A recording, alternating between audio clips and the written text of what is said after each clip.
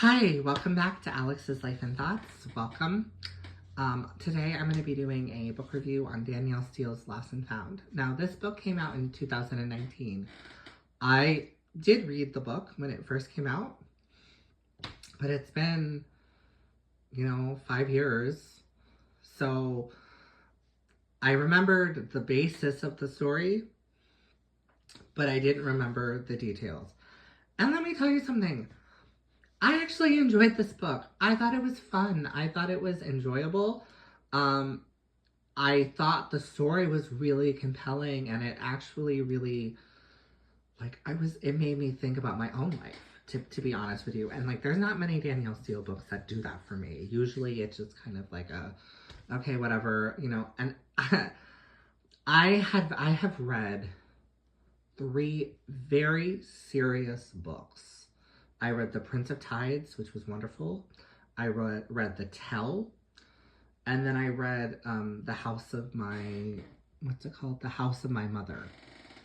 And all of them deal with abuse and sexual assault and emotional abuse. And I was like, I just need a Danielle Steel book right now. I need something that I can honestly it can take me away right now. And this book did it. It was really an enjoyable read. What I liked about this book was it delved into the themes of introspection and self-doubt. I liked Maddie. Maddie is a photographer with 3 adult children. She is 58 in this book.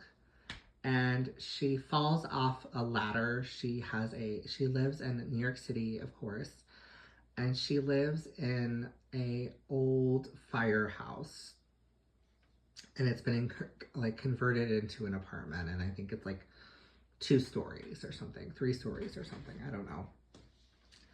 And she falls off a ladder, and well, we'll get into what happens to her in a little bit, because there is some inconsistencies.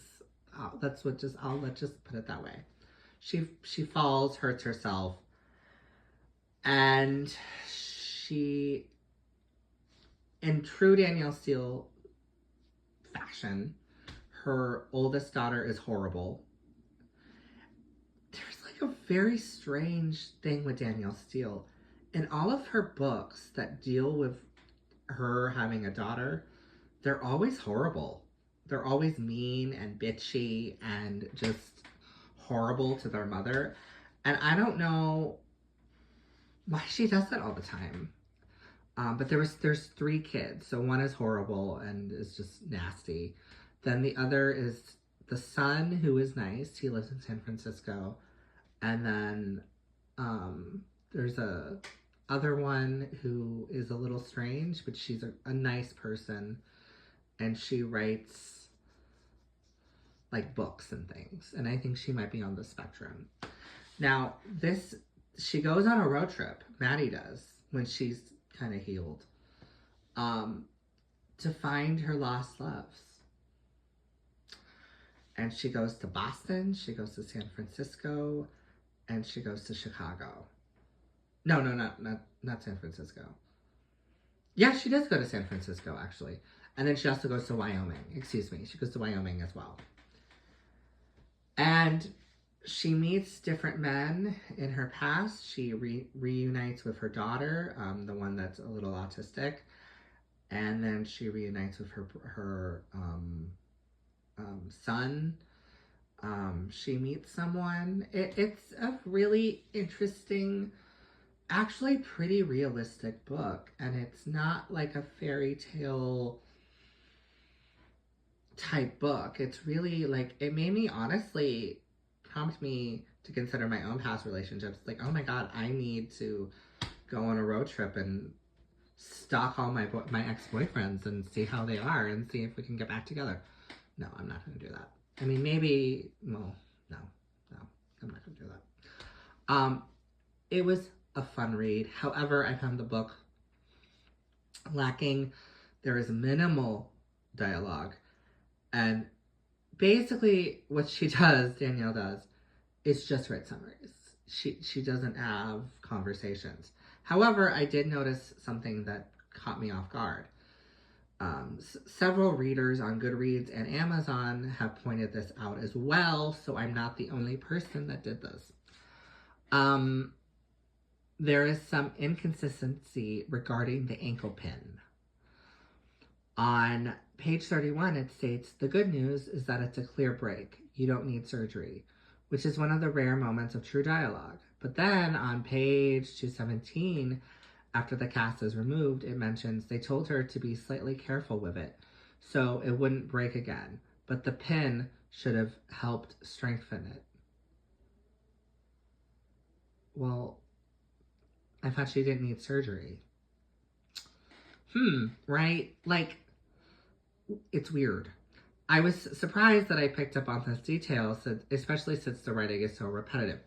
It is so repetitive. However, if you can just focus on the story, it's a good story, but it is so repetitive and honestly not that well written. But the thing is, I enjoyed the story. I just didn't like the execution. It seems like a professional editor should have been able to notice that, right? I think most people should have, most authors could not get away with that, but Danielle Steel can because they just publish her books. Honestly, at this point, I don't think she edits these books, and I don't think a professional person edits it either because they know people might buy the book. You know what I mean? So I enjoyed this. I'm gonna give it a 4 out of 5 because I really enjoyed it. I read this in about 4 hours. So it was just a nice, enjoyable read. Of course, it was terribly written, but I didn't let that bother me this time because I liked the story so much. Take care, be kind to yourself, keep reading, and as always, just, yeah, keep reading. Bye.